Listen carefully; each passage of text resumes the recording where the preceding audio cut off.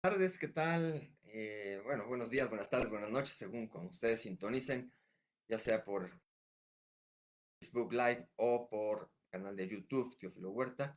Les saluda, recuerden, no soy historiador, sino apasionado de la historia, y estamos aquí en las fichitas presidenciales, una serie de cápsulas sobre los presidentes de México que han recorrido desde hace 200 años, algunos de los más relevantes, no todos, escogí un poquito más de la treintena, 36 presidentes, sobre los cuales abordar un poquito sus características, su semblanza, detalles, muy ligeramente, eh, no más allá de una media hora, que ya de todos modos está cargadito. Bueno, vamos a ver el día, o en este momento, en esta capsulita, en esta fichita presidencial, a un personaje obvio, clavado en nuestra historia, porque pues, gobernó muchísimos años. Eso de gobernar está por verse. Pero, porque lo que menos tenía él era gobierno, ¿no? O sea, esa palabra de gobierno tiene que ver mucho con razonamiento, con templanza, con capacidad de dirigir, ¿no?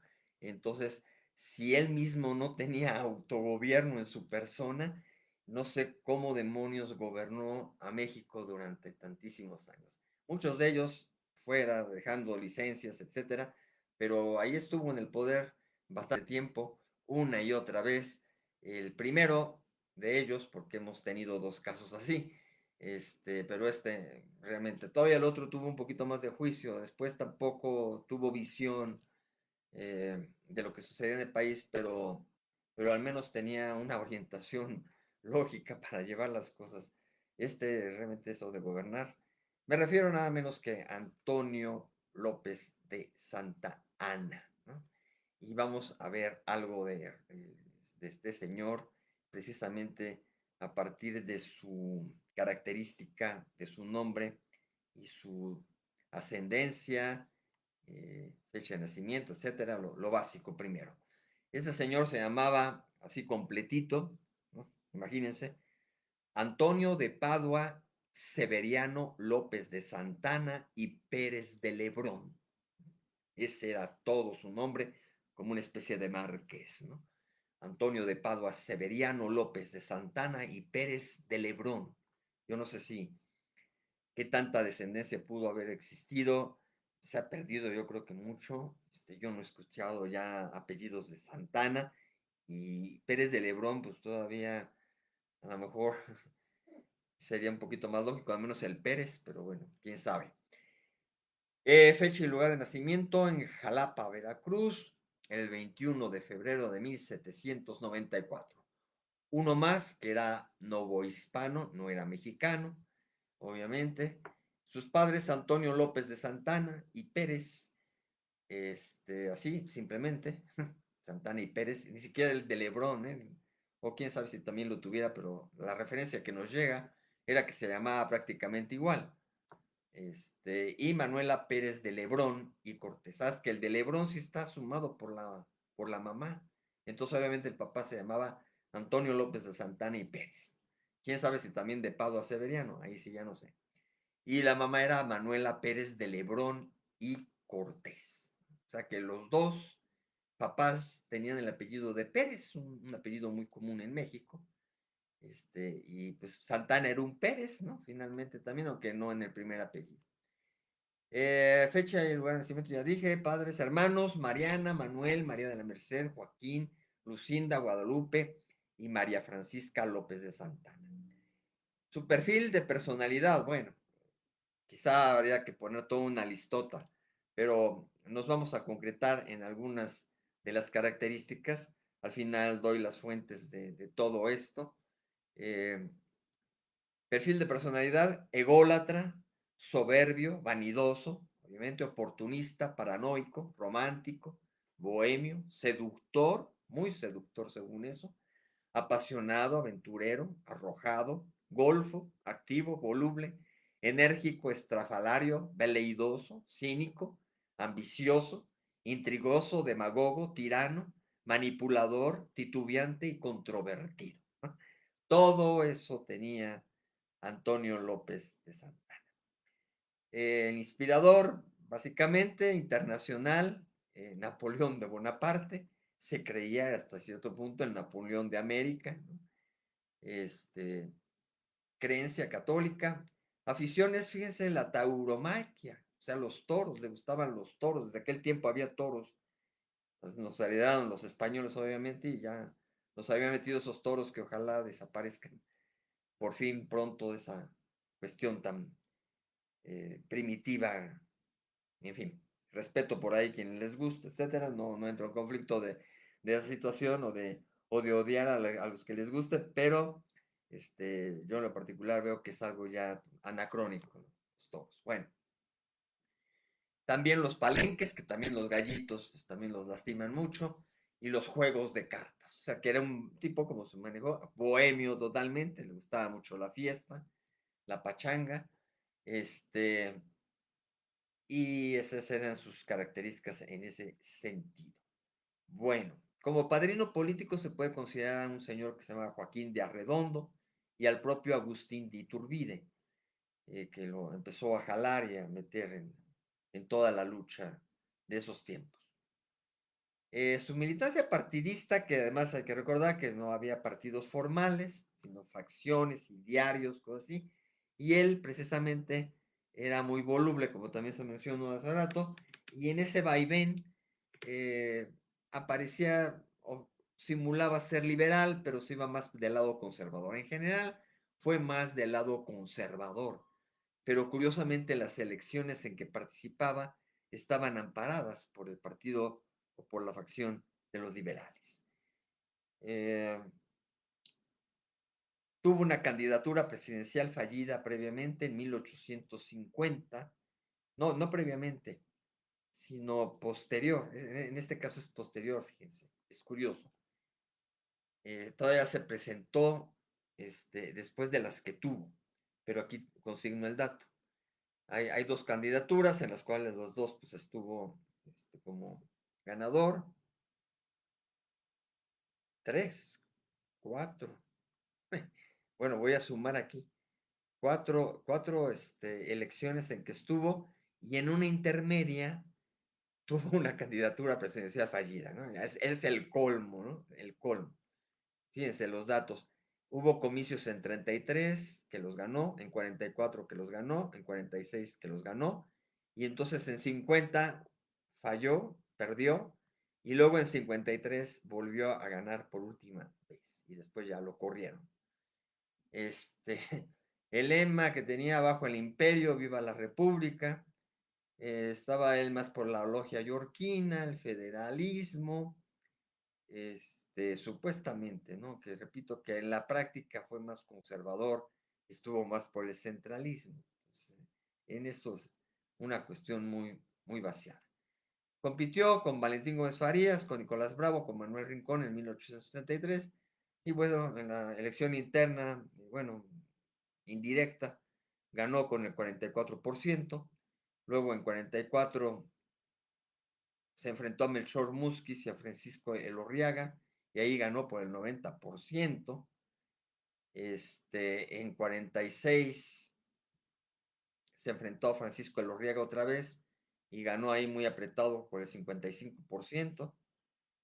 Y finalmente en la de 53, cuando regresó mucho tiempo después, se enfrentó a José López Uraga, a Ángel Trías y a Juan Bautista Ceballos. Estos dos últimos llegaron a ser presidentes también interinos, pero ahí les ganó con el 79%.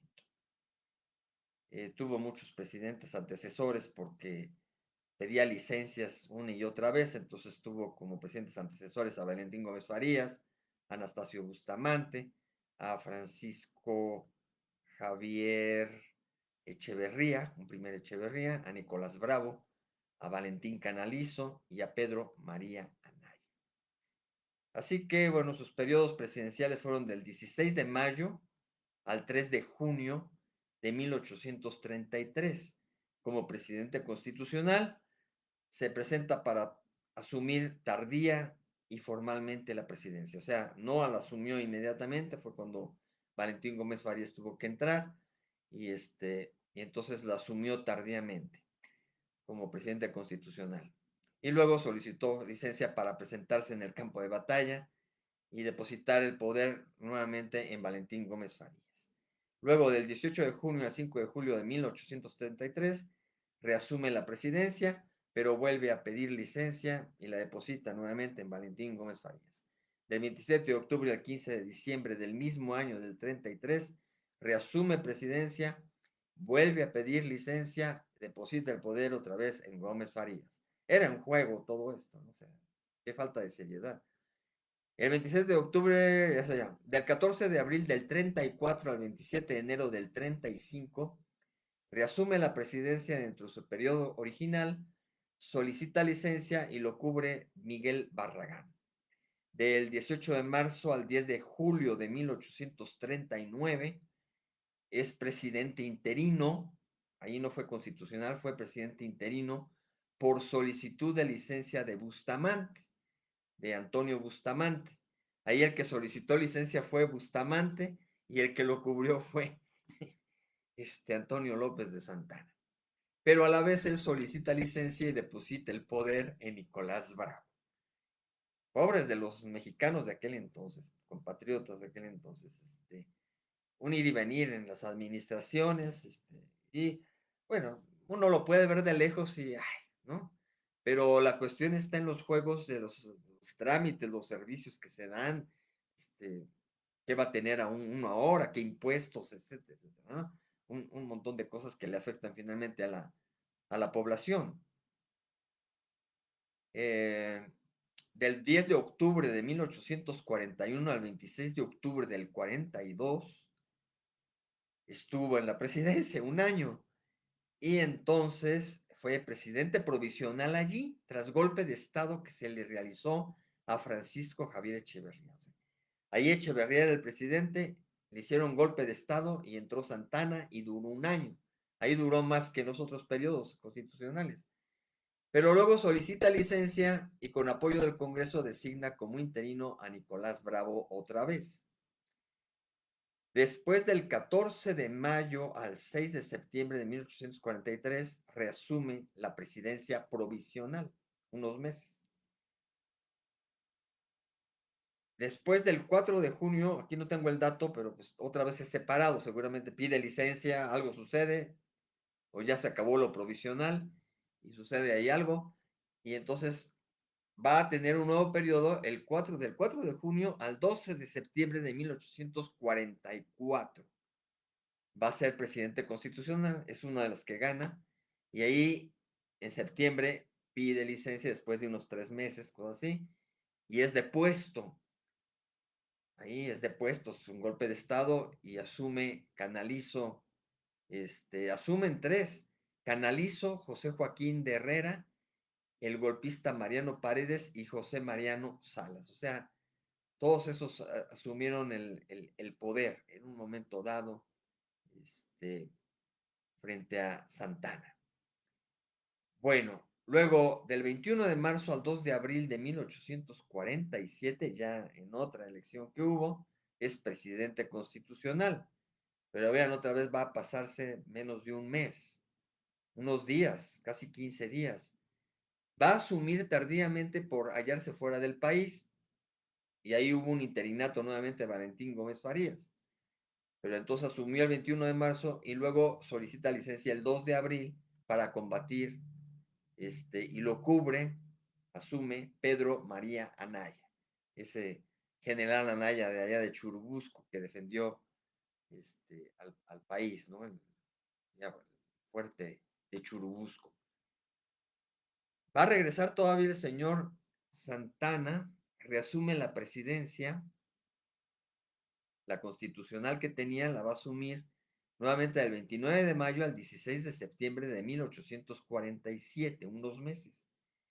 Va a renunciar tras entrada de tropas norteamericanas a la Ciudad de México y lo sustituye Manuel de la Peña y Peña.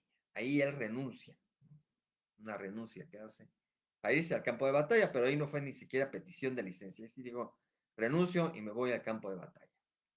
Después viene una nueva elección y es presidente constitucional del 20 de abril del 53 al 12 de agosto de 1855. Un segundo periodo larguito, larguito, de 2 años y medio ¿no? Más del año que hubo. Pero vean, todos los periodos fueron de días, de semanas, de quincena, de meses, y nada más hubo por ahí uno de un año y este de 2 años. Presidente constitucional, y aquí es depuesto, iba a durar un poquito más, supuestamente hasta 57, porque generalmente eran cuatrienios de 4 años, precisamente, y lo volaron antes, a los 2 años prácticamente, 2 años y medio, le quedaba todavía año y medio y ya dijeron, ya basta, fue depuesto por el plan de Ayutla y hasta desterrado del país.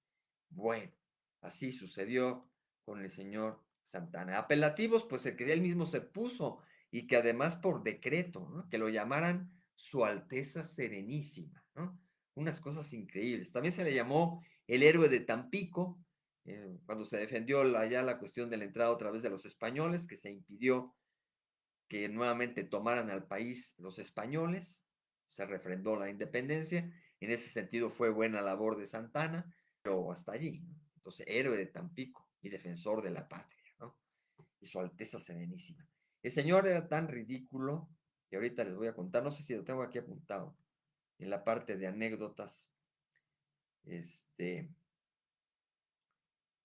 porque como también estas fichitas las voy generando, digo, desde hace más de 20 años, creo que ya llego a cuarto de año de cuarto de siglo de estar haciendo estas fichas y la tengo constituida desde ese entonces, de todos modos voy actualizando. Y recientemente metí alguna cuestión de anécdotas, pero aquí a la mera hora, este, creo que no metí esa anécdota que es importantísima, pero la dejé fuera. Porque hasta después empecé a meter las anécdotas, pero la tengo en la cabeza. La cuestión de que perdió, precisamente en uno de los combates, perdió una pierna, pero rescataron la pierna y la enterraron. Y ahí hicieron, y él mismo fue el que promovió que hubiera todo un homenaje con público, y como presidente en ese momento, que hubiera todo un homenaje para el entierro de su pierna, ¿no? O sea, es increíble, ¿no? Ay, mi pierna la van a enterrar, ¿no? Y todo un homenaje y un culto a la personalidad extremadamente fuera de lugar, ¿no? No ha habido otro presidente en México con estas características, afortunadamente, ¿no? O sea, hemos tenido las locuras de Vicente Fox, las necedades de López Obrador, este, necedades, obcecado, etcétera. Y Fox no fue tan lejano, ¿no? Fue también con mucho disparate. De los más recientes hemos tenido esos. Y quizá otros que podemos mencionar con ocurrencias, con esto, con lo otro, pero de estas características de Santana, ninguno, afortunadamente, ¿no?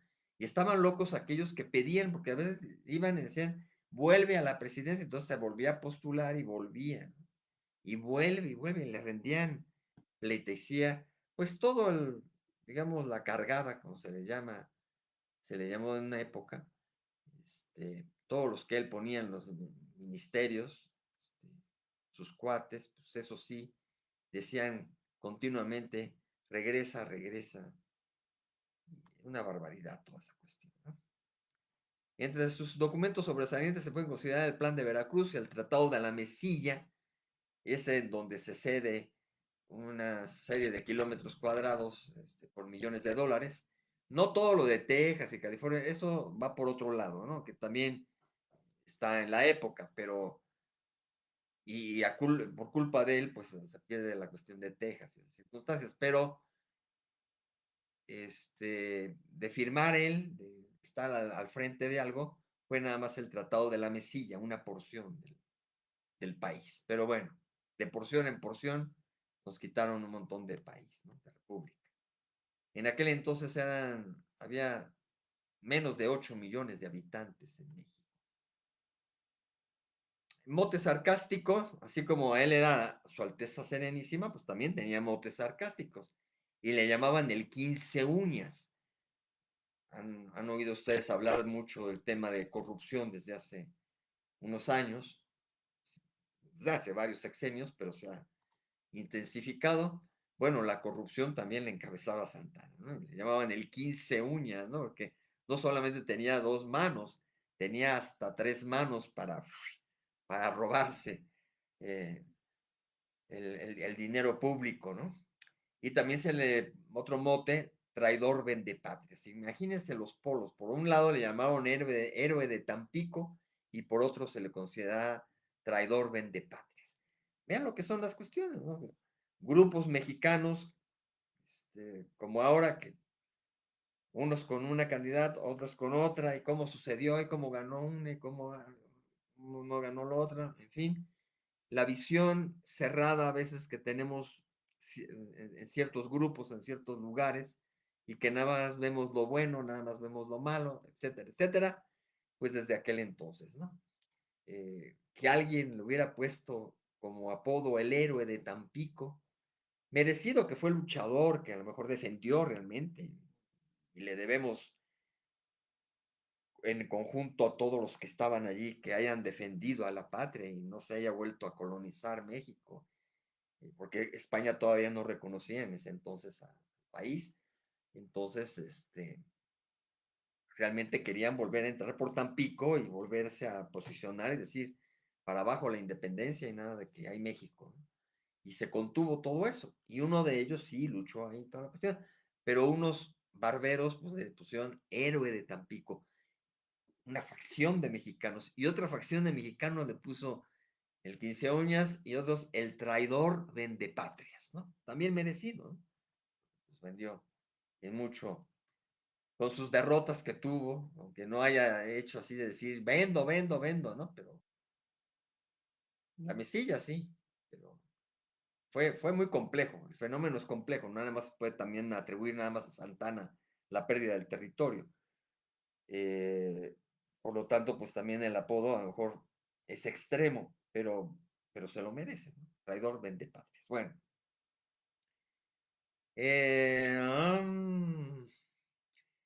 heredero político que se puede considerar a Nicolás Bravo y a José María Tornel. De la pospresidencia, sus sucesores inmediatos, pues tuvo muchos, porque como iba y venía, fueron Valentín Gómez Farías, Miguel Barragán, Nicolás Bravo, Valentín Canalizo, José Joaquín Herrera, Pedro María Anaya, Martín Carrera. Después de su presidencia, tuvo alguna intromisión presidencial, según la historia sí, artículos que instaban a una rebelión en contra de un régimen liberal, o sea, él mismo escribía artículos que se publicaban, deseos manifiestos de combatir al invasor francés, ofrecimiento de sus servicios al emperador Maximiliano, o sea, todavía cuando llegó en la época de Maximiliano, él todavía levantó la mano y le dijo a Maximiliano, hey, aquí estoy yo, te sirvo. Bueno, gestiones financieras y políticas en Estados Unidos, para retomar el poder en 1867, todavía tenía la idea de retomar el poder, ya después también de Maximiliano, y tuvo algunas gestiones financieras y políticas en Estados Unidos, que los Estados Unidos sirvieron hasta la revolución de lugar de muchas conspiraciones. Entonces, una de ellas, pues la de propio Santana. Cargos o actividades intermedias y posteriores, pues fue jefe militar en sus periodos de licencia, sobresalen sus batallas por la primera intervención francesa, la llamada Guerra de los Pasteles, la de Texas, fue triunfador en el Álamo, en San Jacinto fue perdedor, también en la intervención norteamericana en México en el 47, y fue aparentemente un mariscal en el Segundo Imperio, ¿no? Con Maximiliano cuando ofreció sus servicios. No sé, habría que ahondar un poquito más que tanto lo aceptaron, pero está escrito que se le consideró un mariscal, el Segundo Imperio. Vaya personaje este Santana. Imputaciones que se le han llegado a hacer: responsabilidad por las pérdidas de territorios ante los Estados Unidos, declararlo precisamente traidor a la patria en 1866, formalmente, digamos, el Congreso, las instituciones, quedó declarado como traidor a la patria en 1866. Llegó a ser encarcelado en San Juan de Ulúa y juzgado en Consejo de Guerra en 1867, con una pena de destierro por 8 años en Nassau, Bahamas, las Bahamas. Se fue a la playa, ¿no? Lugares de destierro que tuvo: La Habana, Cuba, en Colombia, en Jamaica, en Santo Tomás, en las Islas Vírgenes, en Nueva York, en Estados Unidos, en las Bahamas y en Puerto Plata de Santo Domingo. Por allá anduvo Santana. Vean cómo, pues hasta nuestros días se van en autoexilio, ya no tan que sean desterrados, pero en autoexilio ahora por Inglaterra, Estados Unidos, España. Ahí andan nuestros expresidentes, ¿no? Bueno. Tuvo unas memorias que escribió, Mi historia militar y política, que habría que ver dónde se pueden rescatar y consultar, porque es bueno también echar un ojo a cómo se calificaba él en toda esta situación. Y no he llegado yo a esa obra. Tuvo muchas propiedades, como Haciendas Manga del Clavo en Veracruz, Paso de Varas en Puente Nacional, Ojuelos del Chico, El Palmar, en Plan del Río, la Hacienda de Boca del Monte, Hacienda Islas Vírgenes, fincas urbanas en Veracruz y Jalapa.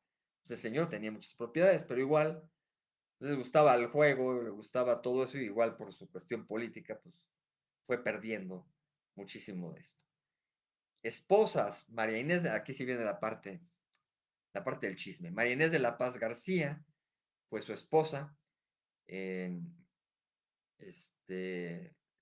bueno, fue su matrimonio. Diría que tenía aquí yo la fecha del matrimonio, pero más que nada consigné que murió ella en 1843 y luego se casó con Dolores de Tosta. Luego, en el mismo año. Y tuvo otras relaciones con María Luisa Villa de García Rojas, con Rafaela Morenza y con Emily Morgan, Emily West. Originalmente Emily West, pero luego también se la conoció como Emily Morgan. Hijos reconocidos: 9, ya se me fue.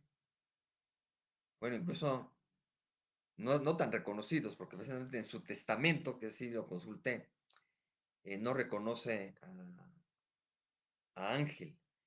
Tuvo a Guadalupe, María del Carmen y Manuel Santana y García, así se llamaban. Luego tuvo a Paula Merced Petra Santana y José María López de Santana Morenza. Luego Agustina Rosa y a Ángel. Estos dos, Agustina Rosa y Ángel, no los reconoció, al menos en el testamento. Luego todavía hago nietos y bueno, seguramente hubo muchísimas más cosas, pero nos llegaron las referencias de nietos. Tenía un padecimiento de cataratas y su desenlace de su vida fue por diarrea crónica a los 82 años. Vivió una vida larga, pero murió por diarrea crónica, 82 años. ¿En dónde? En su casa ubicada en la calle de Vergara, hoy Bolívar. Así que si van por ahí a Bolívar, la calle Bolívar, número 14, no sé si coincida totalmente el número todavía, si hay alguna placa, cosas así, pero habría que investigar. Antes se llamaba calle de Vergara, hoy Bolívar, número 14, en el centro de la Ciudad de México, el 21 de junio de 1876. Acaba de celebrarse su fallecimiento, pero pues ni quien le celebre, ¿no? Traidor a la patria. 21 de junio, hoy es 24. Bueno, este día que estoy grabando esto. Sus restos mortorios: Viejo Panteón Civil de Tepeyac, en Villa de Guadalupe. Sí, allá en la villa, si sube uno, ya ven que está el nuevo templo y está la antigua basílica, y en medio están las escaleras para subir a otro templito hasta arriba, donde se supone que Juan Diego se encontró con la Virgen de Guadalupe. Pues allí, al ladito del templito, en el monte del Tepeyac, está un panteón civil. Ahí hay un panteón, y ahí descansan los restos de Santana, excepto su pierna. esa pierna a la que le rindió homenaje, esa que perdió en una batalla, esa quedó enterrada en una de sus haciendas en Manga del Clavo. Bueno, primero allí, luego en una ceremonia en el Panteón de Santa Paula, que desapareció, y pues, se perdió. Ese es un dato interesante, ya se me había olvidado. Entonces, bueno, los restos de Santana sí descansan allí en la villa, hasta arriba, pero menos su pierna anduvo allí en la hacienda de Manga del Clavo, después en el Panteón de Santa Paula, un panteón muy grande que había, pero que desapareció. Ahorita olvido el dato, pero era pues, céntrico, era muy céntrico el Panteón de Santa Paula, en la Ciudad de México. Así que ahí, a la hora de que desapareció, pues quedaron enterrados huesos y huesos y huesos ahí abajo. Me parece que hasta por eje central tenía alguna conexión. Bueno, después de ese gran homenaje que tuvo, imagínense también así como fue considerado héroe de Tampico y luego super traidor, también en lo de la pierna, después del homenaje, el auto-homenaje a su pierna, ¿no? Que enterró, pues después fue extraída y profanada y desaparecida, ¿no? Y luego, curiosamente, pues no fue enterrado con la prótesis. La prótesis también se la quitaron, no fue enterrado con la prótesis. Y la prótesis, a falta de pierna, de pierna natural, la prótesis sí se conservó y se exhibe en el Museo Militar de Illinois, en Estados Unidos. Allí ¿sí? Allí se conserva. Si alguien quiere visitar el Museo Militar de Illinois en Estados Unidos, puede ir allí y preguntar por la prótesis de Santana y rendirle homenaje, ya que la pobrecita pierna desapareció. Bueno, ¿qué más? Vamos a la valoración real, de Antonio López de Santana. Con esto vamos a cerrar. Bueno, y mencionar también las fuentes consultadas, pero voy cerrando. Perdón, estoy en mis archivos, se me va aquí el dedo con valoración de su gestión. Santana se distinguió por un vasto poder político concentrado en el culto a su persona y caracterizado por su excentricidad, el dispendio y la corrupción. Sus gestiones quedan marcadas por su conducta aventurera y la pérdida de territorios mexicanos, a pesar de su obstinada defensa de la soberanía nacional. Previamente se había distinguido como héroe al impedir la reconquista española y terminó como un traidor. Lo positivo, el heroísmo y los esfuerzos por la defensa de la soberanía. Lo negativo, aún en su presidencia, o sea, aparte de que había defendido en aquel momento, también dentro de todas sus locuras y toda esa cuestión, él se armaba de nación, ¿no? Que pensaba, la verdad, pensaba casi que en lugar de república vivía en un imperio también, pero, pero un imperio mexicano, entonces era nacionalista. Y por eso mismo pues, trató de defender esa pérdida de territorios, pero le salió el tiro por la culata, ¿no? Terminó doblando las manos, totalmente. Es increíble. Pero sí, en su afán sí había la defensa de la soberanía. Lo negativo, la concentración y banalidad del poder, el dispendio y la corrupción, así como la pérdida de territorio.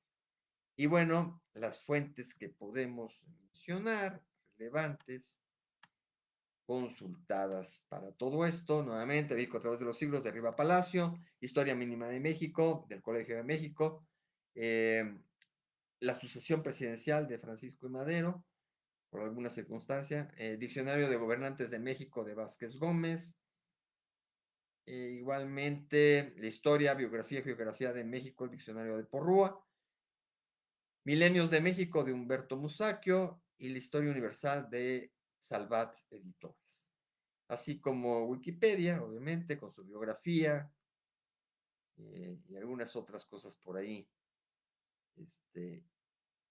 que hay. Fíjense que en algún momento dado sí me asomé a lo de las memorias. No me adentré demasiado, pero sí tengo aquí registrado y tengo el enlace de las memorias del propio López de Santana, Antonio López Santana. Entonces, ya se me había borrado, corta memoria la mía sobre las memorias de Santana. Sí me asomé y algo retomé de allí. Incluso también el testamento, que por ahí anda en internet, muy interesante ese testamento. Y otro se llama Un siglo de partidismo en México de Rojas Villalpando. No tengo aquí el nombre, más puse los apellidos, Rojas Villalpando. Bueno, me habrán de excusar esas deficiencias, omisiones, y este fue Antonio López de Santana, este, en esta fichita presidencial. Agradezco mucho quien haya estado en esta en vivo, o aquellos que me ven en forma grabada aquí en Facebook o en YouTube. Muchísimas gracias y muy inmediatamente tenemos otra fichita presidencial.